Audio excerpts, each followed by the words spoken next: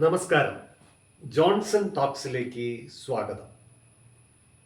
തെളിവുകൾ നിരത്തി വിചാരണ നടത്തി ഒരു കോടതി ഒരു പ്രതിക്ക് ശിക്ഷ വിധിക്കുക എന്നത് ഭരണഘടനാനുസൃതമാണ്.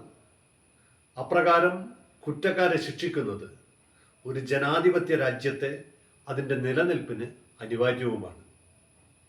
എന്നാൽ തെളിവുകൾ നിരത്താതെ, വിചാരണ നടത്താതെ ഏതെങ്കിലും കോടതി കുറ്റക്കാരനാണെന്ന് കണ്ടെത്താതെ വർഷങ്ങളോളം ഒരാളെ തടവിൽ പാർപ്പിക്കുന്നത് ജനാധിപത്യത്തിന് ഭൂഷണമാണോ, ഭരണഘടനാനുസൃതമാണോ തുടങ്ങിയ ചോദ്യങ്ങൾ ഇന്ന് ഇന്ത്യൻ നിയമമണ്ഡലത്തിൽ സജീവമായ ചർച്ചയ്ക്ക് വിധേയമായിരിക്കുന്നു.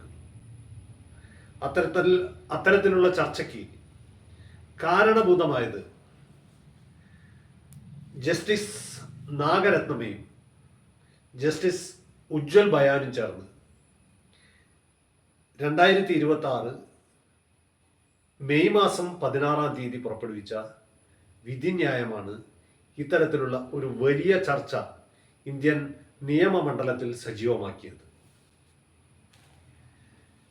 2021 വർഷത്തിൽ UAPA തടവുകാരെ സംബന്ധിച്ച ഒരു വിധി union of India versus KA Najeeb എന്ന കേസിൽ ബഹുമാനപ്പെട്ട സുപ്രീം കോടതിയുടെ 3-അംഗ ബെഞ്ച് പുറപ്പെടുവിക്കുകയുണ്ടായി.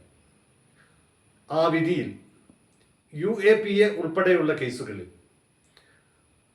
പാലിക്കപ്പെടേണ്ടുന്ന മര്യാദകളെ സംബന്ധിച്ച് വിചാരണയില്ലാതെ അനന്തമായി തടവുകാർ തടവ് ശിക്ഷ അനുഭവിക്കുന്നതിനെ സംബന്ധിച്ച്, അത് ഭരണഘടനയുടെ ആർട്ടിക്കിൾ 21 വയലേഷനാണ് എന്നതിനെ സംബന്ധിച്ച്, എന്നാൽ UAPA പോലുള്ള നിയമങ്ങളിലുള്ള കൃത്യമായ ജാമ്യം സംബന്ധിച്ച വകുപ്പുകൾ അതിൻ്റെ പ്രാധാന്യത്തെ കൂടി കണക്കിലെടുത്ത് പുറപ്പെടുവിച്ച ഒരു ആധികാരികമായ വിധിയായി നിലനിൽക്കുന്നു. KA നജീബിന്റെ കേസിലെ വിധി പ്രസ്താവം നിലനിൽക്കെ 2026 ജനുവരി മാസത്തിൽ സുപ്രീം കോടതിയുടെ 2-അംഗ bench Gulshifa Fathima versus NCT Delhi എന്ന കേസിൽ 2 തടവുകാരെ 1 വർഷത്തിന് ശേഷം വിചാരണ പൂർത്തിയായില്ലെങ്കിൽ അപ്പോൾ നിങ്ങൾക്ക് വീണ്ടും ജാമ്യാപേക്ഷ നൽകാം എന്ന തരത്തിൽ ജാമ്യം നിഷേധിക്കുന്ന സംഭവമുണ്ടായി. അന്ന് അതിനെ സംബന്ധിച്ച് വ്യാപകമായ ചർച്ചകൾ നിയമലോകത്ത് നടന്നു. ആ വിധിയും വിധി പ്രസ്താവത്തെ തുടർന്നുണ്ടായ ചർച്ചകളും ഇന്ത്യൻ ജനാധിപത്യത്തിനെ സംബന്ധിച്ച്, ഇന്ത്യൻ ഭരണഘടനയെ സംബന്ധിച്ച്, ഭരണഘടനാ മൂല്യങ്ങൾ ഉയർത്തിപ്പിടിക്കുന്നതിൽ കോടതികൾ എടുക്കുന്ന നിലപാടുകളെ സംബന്ധിച്ചൊക്കെ വലിയ വിമർശനങ്ങളും വലിയ ചർച്ചകളും പൊതുമധ്യത്തിലുണ്ടായി.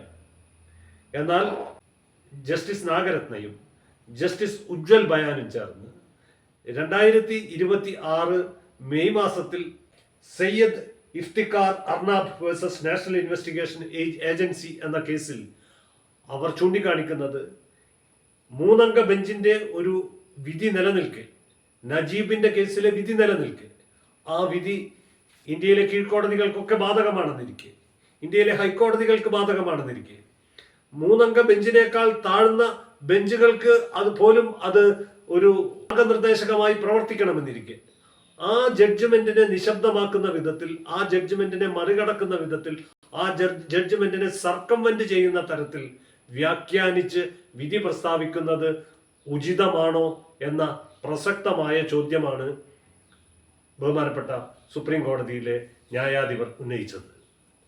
ആ 2-അംഗ ബെഞ്ച് പുറപ്പെടുവിച്ച വിധിന്യായത്തിൽ പറയുന്നത്, ഭരണഘടന സംരക്ഷിക്കുന്നത് പോലെ തന്നെ അതല്ലെങ്കിൽ അതിനേക്കാൾ കുറെ കൂടി ഗൗരവത്തോടുകൂടി UAPA നിയമത്തിലെ 43D(5) വകുപ്പ് അത് പരിഗണിക്കപ്പെടേണ്ടതാണ് എന്ന തരത്തിലാണ് ആ വിധി പ്രസ്താവം ഉണ്ടായിരിക്കുന്നത്. ആ വിധിയിൽ ഒപ്പുവച്ചിരിക്കുന്നത് ജസ്റ്റിസ് അരവിന്ദ് കുമാറും ജസ്റ്റിസ് NV അഞ്ചാരിയയുമാണ്. ഈ വിധി പ്രസ്താവത്തിലെ അസാംഗത്യം ചൂണ്ടിക്കാണിച്ച് ജസ്റ്റിസ് നാഗരത്നമ്മ പുറപ്പെടുവിച്ച വിധി പ്രസ്താവത്തിൽ ഒരു കാര്യം കൂടി പറഞ്ഞിരിക്കുന്നു. ഇത്തരം സന്ദർഭങ്ങളിൽ ജുഡീഷ്യറിയുടെ വിശ്വാസ്യത നിലനിർത്തുന്നതിന് വേണ്ടി ഒരു വിശാല ബെഞ്ചിന്, അത് ചീഫ് ജസ്റ്റിസിന്റെ നേതൃത്വത്തിലുണ്ടാവുന്ന ഒരു വിശാല ബെഞ്ചിന് ഇത്തരം അഭിപ്രായ വ്യത്യാസങ്ങൾ പരിഹരിച്ച് ഒരു തീരുമാനമെടുക്കുന്നതിന് വേണ്ടി റഫർ ചെയ്യുന്നതാണ് ഉചിതം എന്നതുകൊണ്ട് ഇത്തരം കേസുകളെ സംബന്ധിച്ച ഒരു പുനർചിന്തനത്തിന് വിശാല ബെഞ്ച് രൂപീകരിക്കാനുള്ള നിർദ്ദേശത്തോടു കൂടി ആ വിധിന്യായം അവസാനിപ്പിച്ചിരിക്കുന്നു. ഗുൽഷിഫ ഫാത്തിമ എന്ന കേസിലെ 2 വിചാരണ തടവുകാർ, അവർ 6 വർഷത്തിലേക്ക് കടക്കുകയാണ് അവരുടെ വിചാരണയില്ലാത്ത തടവ്. സ്നേഹിതരെ, UAPA പോലുള്ള നിയമങ്ങളിൽ, ആ നിയമത്തിന്റെ കീഴിൽ യഥാർത്ഥത്തിലുള്ള രാജ്യദ്രോഹികൾ ഉൾപ്പെടുന്ന കേസുകൾ രജിസ്റ്റർ ചെയ്യുന്നതോടൊപ്പം ധാരാളം രാഷ്ട്രീയ വൈരാഗ്യത്തിന്റെ പേരിൽ രജിസ്റ്റർ ചെയ്യപ്പെടുന്ന കേസുകൾ കൂടി ഉൾപ്പെടുന്നു എന്ന ആക്ഷേപം ഉയരുമ്പോഴാണ് രജിസ്റ്റർ ചെയ്യുന്ന കേസുകളിൽ 1% കൂടുതൽ അല്ലെങ്കിൽ 1%-അടുത്ത് കേസുകളിൽ മാത്രമേ ശിക്ഷയ്ക്ക് പാത്രീഭവിക്കുന്നുള്ളൂ എന്നതുകൂടി കണക്കിലെടുക്കുമ്പോൾ 98% അത്തരം കേസുകളിലെ വിചാരണ തടവുകാർ വർഷങ്ങളോളം വിചാരണ കാത്ത് കിടക്കുന്നത് ഇന്ത്യൻ ഭരണഘടനയോടും ഇന്ത്യയുടെ നീതിന്യായ വ്യവസ്ഥയോടും ചെയ്യുന്ന ഒരു അനീതിയല്ലേ എന്ന മനസ്സു പൊള്ളിയുള്ള ചോദ്യം. ആ ചോദ്യമാണ് ജസ്റ്റിസ് നാഗരത്നയും ജസ്റ്റിസ് ഉജ്വൽ ബയാനും മെയ് 18 പുറപ്പെടുവിച്ച ബെയിൽ അപ്ലിക്കേഷന്റെ ഉത്തരവിൽ പറഞ്ഞിട്ടുള്ളത്. വിശാല ബെഞ്ച് എന്ന് രൂപീകരിക്കപ്പെടുമെന്നോ, ആ വിശാല ബെഞ്ചിൽ ആരൊക്കെ ഉൾപ്പെടുമെന്നോ, ഈ വിഷയം എന്ന് ആ വിശാല ബെഞ്ചിന്റെ പരിഗണനയ്ക്ക് വരുമെന്നോ, എന്ത് വിധിപ്രസ്താവമായിരിക്കും വിശാല ബെഞ്ചിൽ നിന്ന് ഉണ്ടാവുക എന്നോ ഇപ്പോൾ നമുക്ക് പറയാൻ സാധിക്കില്ല. എന്തായാലും ജസ്റ്റിസ് നാഗരത്നയും ജസ്റ്റിസ് ഉജ്വൽ ബയാനും ഉയർത്തിയിരിക്കുന്ന ചോദ്യം, അത് ഇന്ത്യൻ നീതിന്യായ വ്യവസ്ഥയുടെ മനസാക്ഷിക്ക് മുമ്പിൽ ഒരു ചോദ്യചിഹ്നമായി നിൽക്കുന്നു. ആ ചോദ്യത്തിന് ഉത്തരം കണ്ടെത്തുന്നതിൽ വിശാല ബെഞ്ച് വിജയിക്കും എന്ന പ്രതീക്ഷയോടുകൂടി ഇന്നത്തെ ജോൺസൺ ടോക്സ് അവസാനിപ്പിക്കുന്നു. നമസ്കാരം.